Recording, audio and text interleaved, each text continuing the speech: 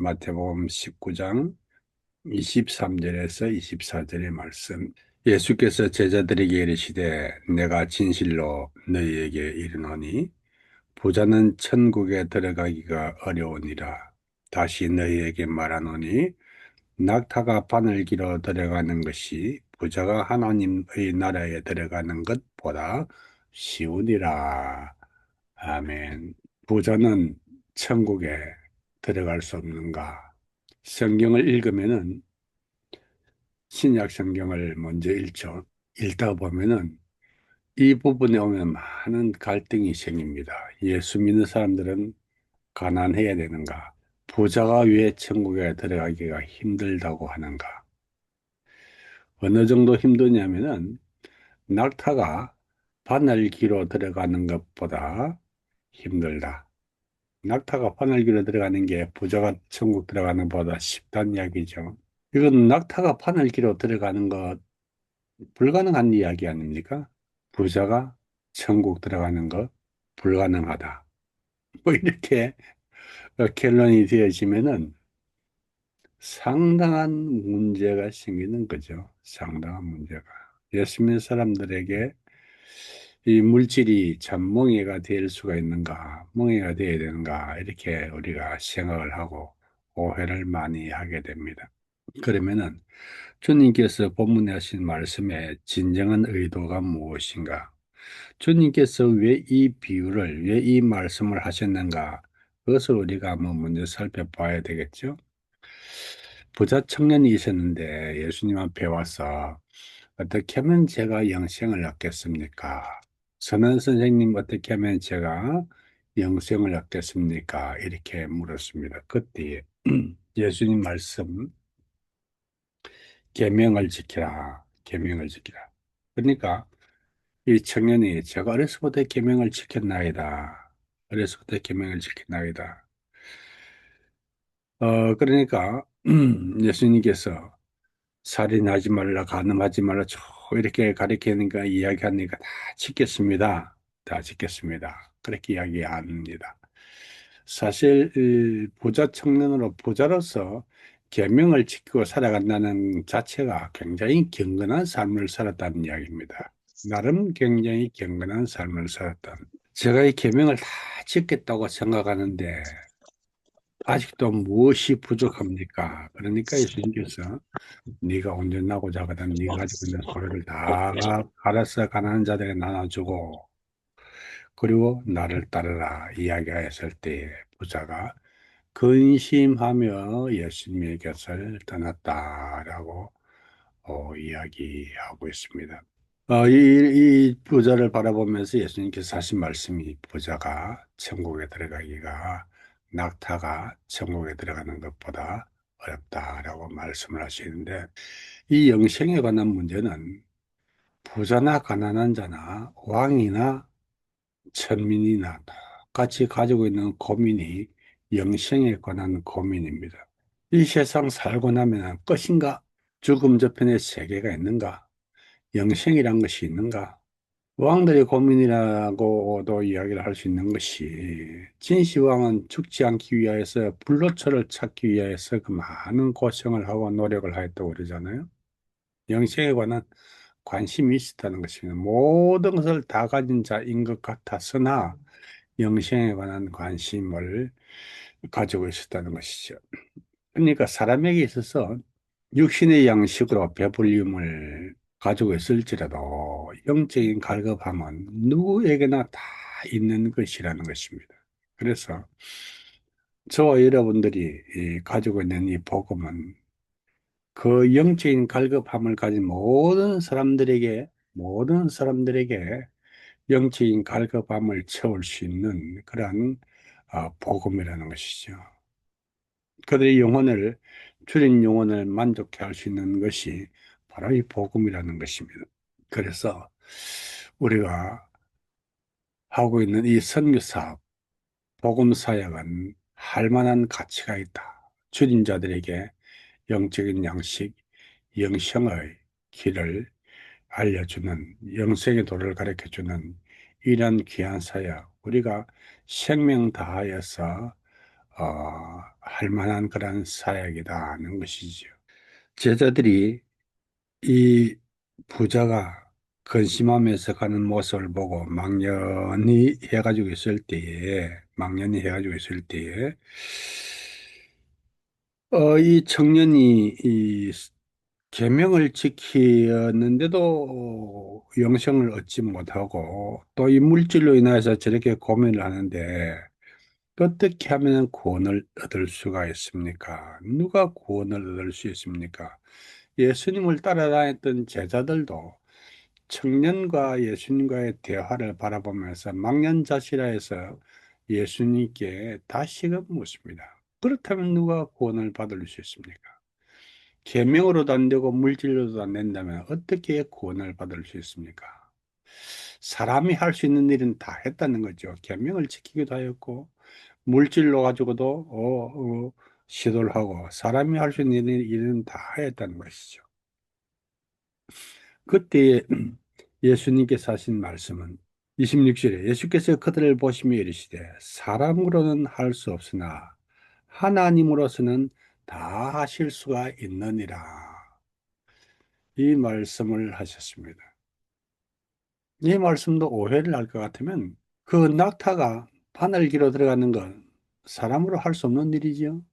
그러나 하나님께서는 낙타를 바늘기로 들어가게 할 수 있다는 말입니까? 여러분들은 어떻게 생각하세요?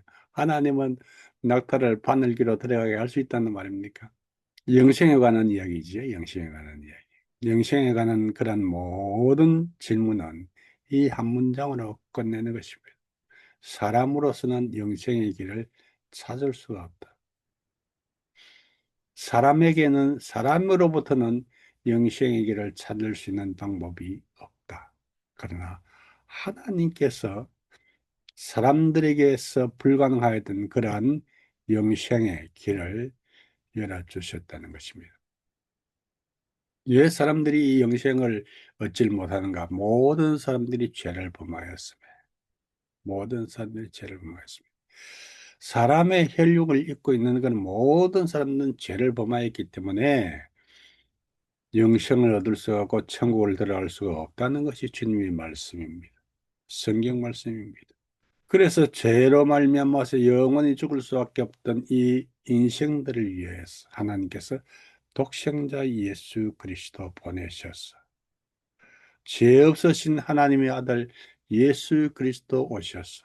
그가 우리 죄값으로 십자가에서 달려 돌아가시고 피 흘려 돌아가시고 우리의 죄값을 지불해 주시고 그리고 그 예수 그리스도의 구원의 은혜를 믿는 자들에게는 영생을 주셨다는 것이 주님의 말씀입니다. 주님께서 자기가 이루실 그 일을 하나님께서 하시는데 하나님께서만이 사람이 낙타기로 들어가는 것처럼 영생의 길로 들어가는 것이 불가능하지만 사람의 힘으로는 할 수 없지만 하나님께서 우리가 할 수 없었던 그 영생의 문제를 해결해 주셨다.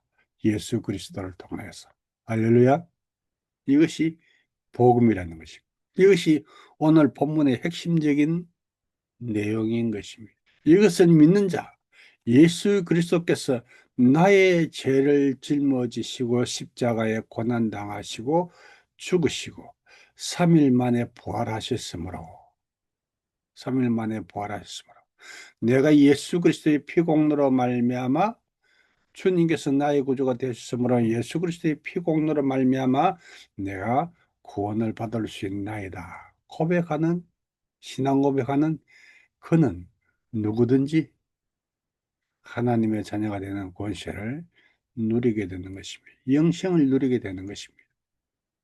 그래서 영생에 관한 문제는 그 답은 사람에게서 찾는 것이 아니라 하나님으로부터 주시는 답이다 하는 것을 우리가 믿고 고백하고 영생을 얻었으므로 이 귀한 복음을 우리가 증거하기 위해서 이 귀한 복음을 증거하기 위해서 땅 끝까지 이르러 죽어가는 영혼들을 찾아가는 것이 저와 여러분들의 발걸음이 아니겠습니까?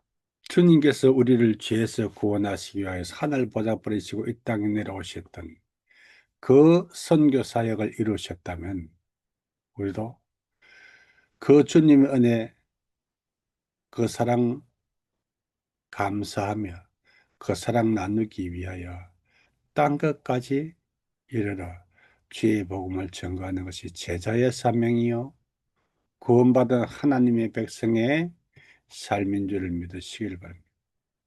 그렇다면 이 복음을 전하는 선교 사역은 선교사들에게만의 사역이 아니라 이 복음을 전하는 귀한 사역은 교회의 본질이기도 하다. 구원받은 자 누구든지 이와 같은 사명이 있다는 것이 하나님께서 저희들에게 하시는 말씀인 것입니다.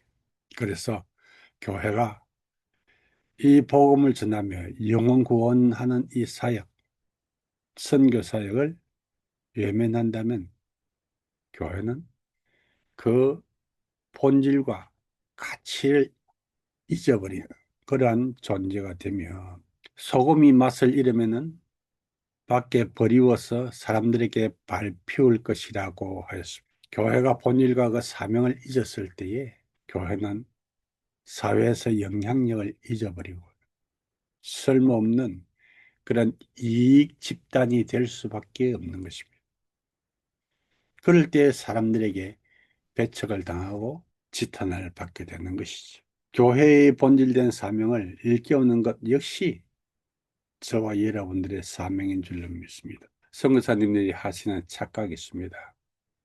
우리는 교회로부터 파송을 받아서 성견영에서 열심히 복음 전하면 되고 나머지 일은 담임 목사가 알아서 하는 것이지 그것이 아니고 복음 현장에 그 뜨거운 열기를 한국 교회에 전하여서 그 열매를 함께 나누며 함께 하나님께 영광을 돌리며 젊은이들이 가슴에 불을 던지며 어 목회자들이 가슴에 불을 던지는 것 역시 저와 여러분들의 사명인 줄을 믿으시기를 바랍니다.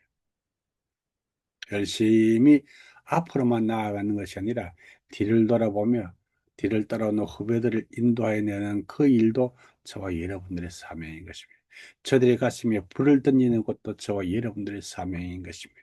지금도 방황하면서 영생의 길을 찾기를 소원하는 많은 굶주린 영혼들이 있습니다. 우리는 그들을 향해서 보냄을 입은 하나님의 정권 대사들인 것입니다.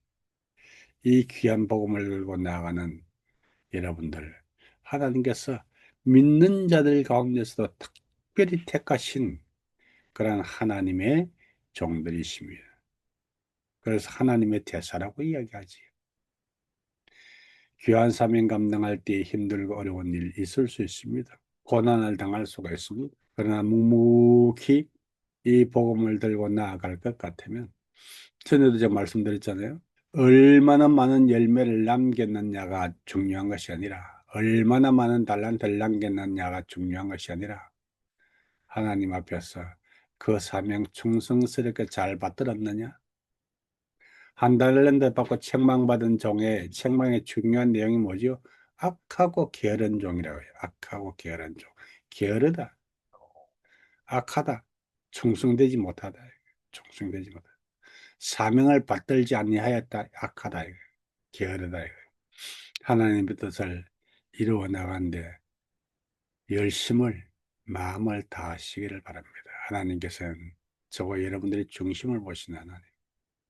얼마나 많은 열매를 남겼느냐 그것이 중요한 것이 아니라 어떻게 하나님께서 주신 사명을 받들었는가 그 중심을 보신다는 것입니다. 힘내시길 바랍니다.